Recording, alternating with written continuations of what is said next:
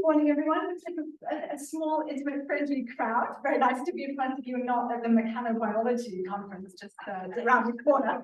But even so, I must say, I feel a little bit overawed by the titles of the other presentations in this panel, which are about hydrological modeling, and clearly go into sort of depths with working with data, which I'm not sure that my own work does. My work is about societal perceptions.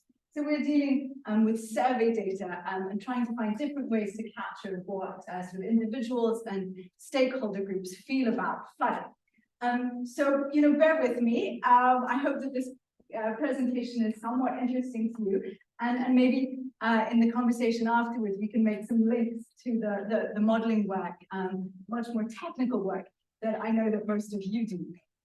So that's me. Is there a clicker, or do I just call for help from Doug? Yeah, I can do that, or you can do it. Or I can run around here and click. Okay, can you click for me? Brilliant. Okay.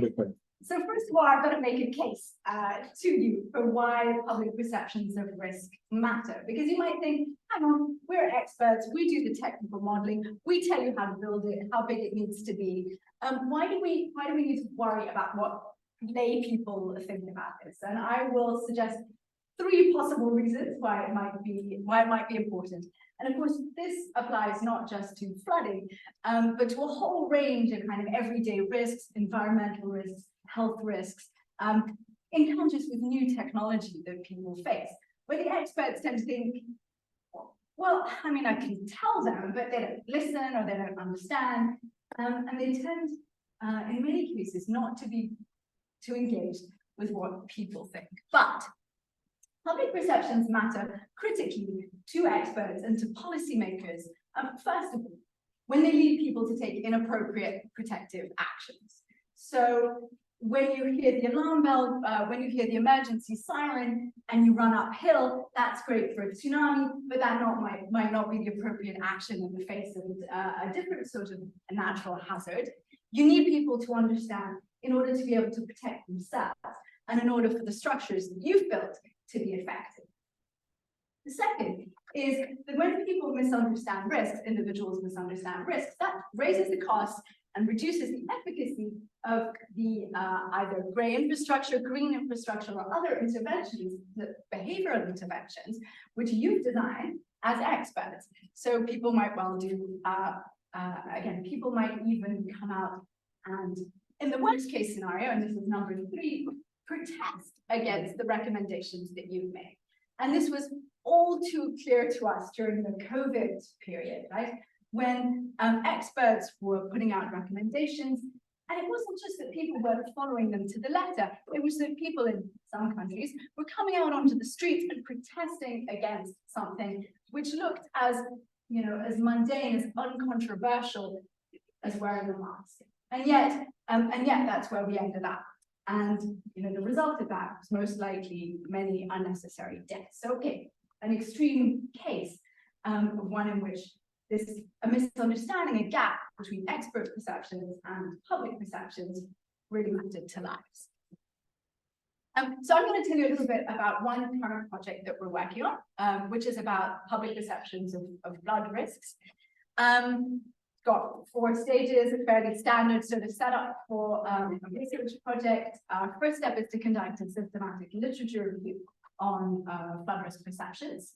The second step is to conduct a baseline study. We're doing this in 4 countries. So here in Singapore, Japan, the Philippines, and Vietnam. We want as much as possible to draw some of this work on perceptions towards or outside the usual sort of North American, European context, and do more of this in Asia. The other thing that was important to us was to conduct this study in more than one location. So such a large proportion of the risk perception studies are specific to one particular locality, at the most one country. We want to see if there are any common truths. Is there anything that we can say about through social psychology? Is there anything more general we can say? And we can't begin to say something general until we've done studies like this in more sort of non-Western countries and in several countries at the same time asking the same set of questions. The third step will be a survey experiment.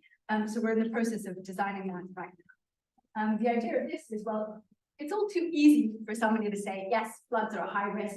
Yes, I want my government to do something about it. We only really find out whether they mean that or how much they prioritize that risk when we ask them a question about money and whether they would prefer to spend money on that rather than something else. So we're in the process of designing that experiment, sort of willingness to pay type of choice experiment. And then the fourth stage is engagement. So we do all this stuff, we come up with some findings about what people think. And then what we need is for policymakers and experts and people to come together and form a common understanding of risks and what to do about them. And so a really important chunk of this project will then be to hold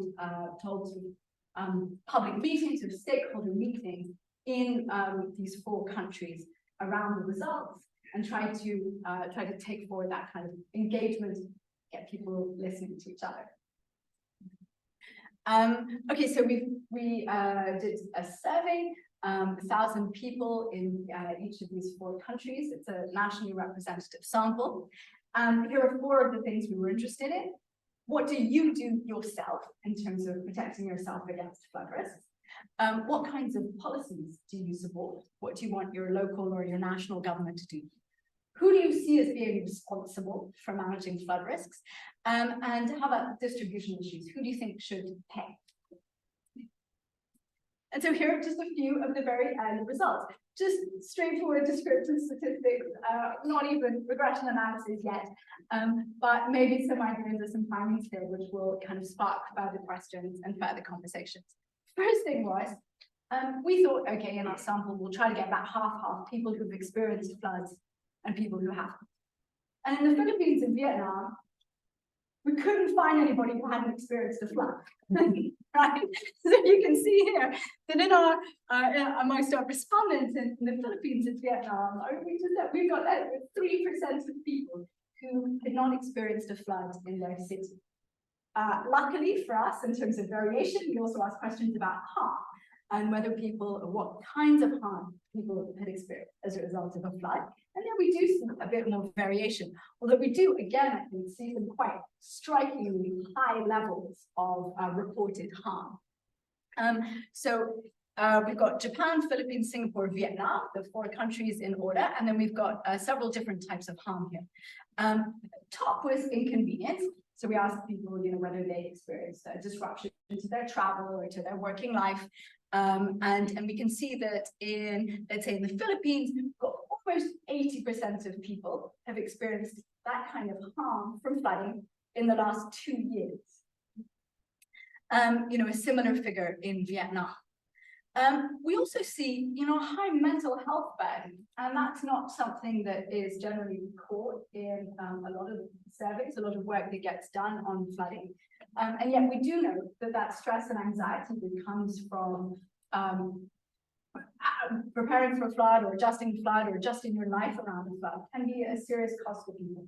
And you can see that that's what people think. So more than 50% of people, again, in Vietnam and the Philippines have experienced anxiety or stress as a result of flooding, as well as lots of other things like injury, and damage to their belongings, and damage to their home. Okay, what else have we got? So if people have experienced all this harm, do they consider a flood to be a high risk? And the message is basically yes. People do recognize flood as a high risk. However, when we ask the question, and this is something that we've learned to do properly now, when we ask the question about how people compare flood risks with other everyday risks, flood is down the list, especially in Japan and Singapore. So if you kind of have a look over here, we can see that for Japan, the top risk by far is traffic accidents, and only 5% of people would say that flood is the top risk.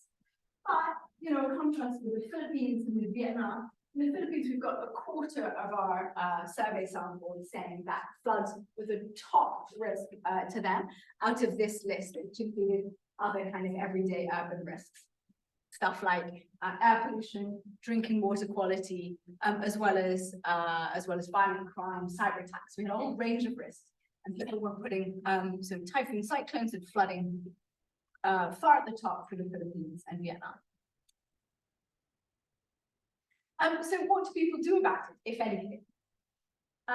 Well, there may be a bit of social acceptability bias here.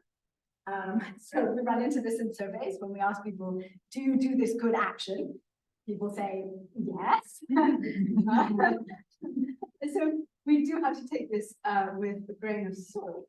But people say, especially in Vietnam, as you can see here, people say that they are taking a lot of protective actions in order to deal with flooding. And they're taking a range, so it's not just falling on one. In psychology, there's a phenomenon that's well identified called single action bias, which means that faced with a risk, people will select one action that is kind of clear and easy for them to take. They will take that action, and then they will feel protected, so they don't need to do anything else. We're not seeing that here, right? We're seeing that people are taking a whole range of actions, and they're quite diverse. So you may not be able to see too well, but the blue bars relate to investments. So investments in flood-proofing your home.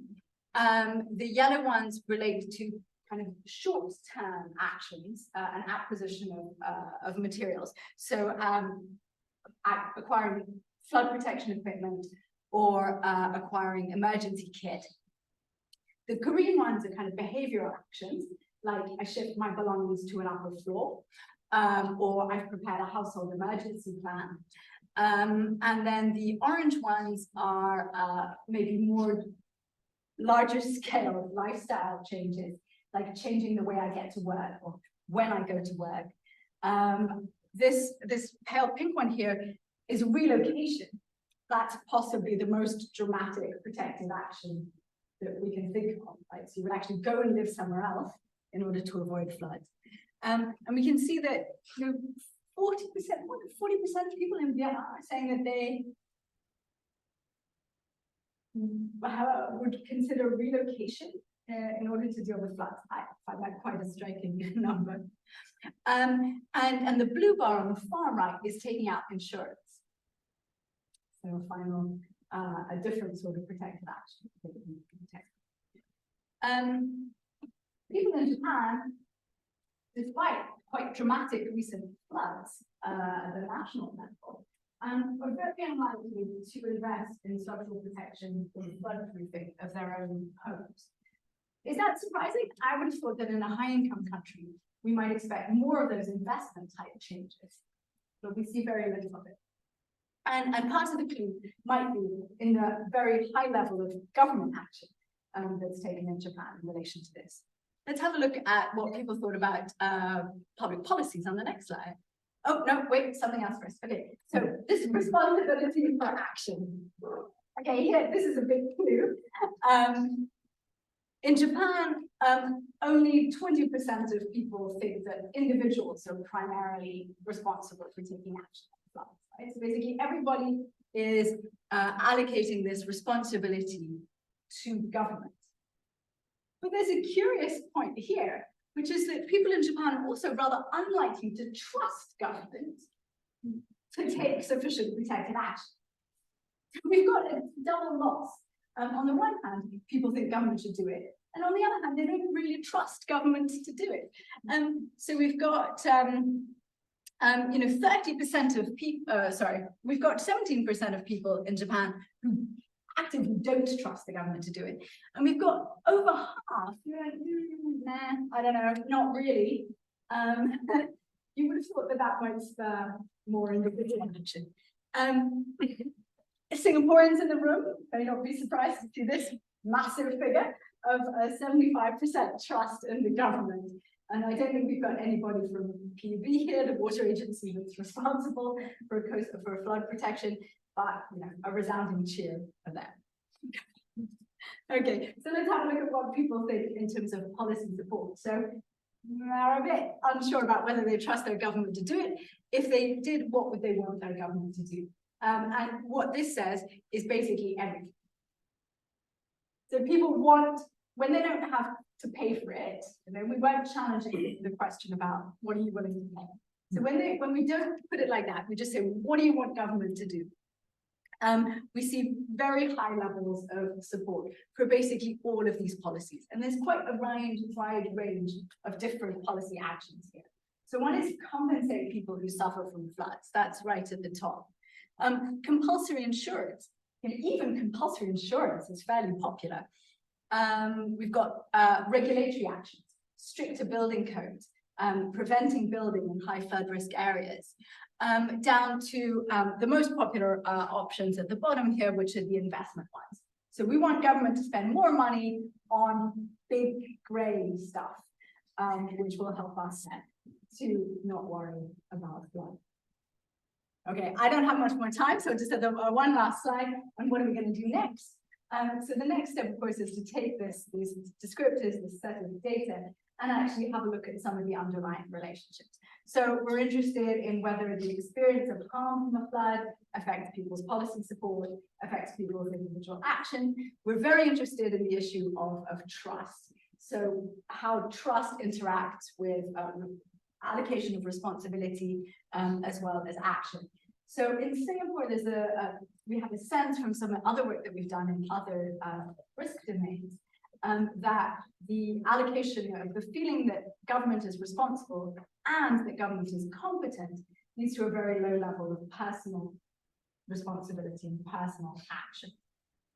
We want to test that out in the flood domain, and then we want to know whether that's true of other countries too.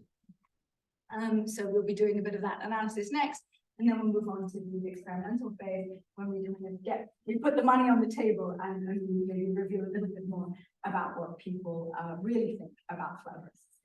Thanks very much.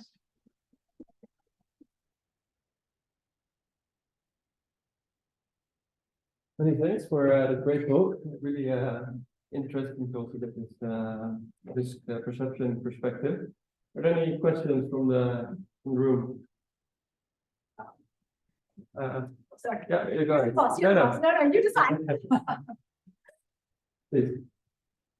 Thank you. It was a really interesting talk. I was interested in that risk matrix where you had they rank different perceptions, and I guess the one that jumped out was like the IT cybersecurity risk was really high, and I guess I was interested in how the question was framed, because that feels to me like a very different risk of floods. But was it about loss of resources or?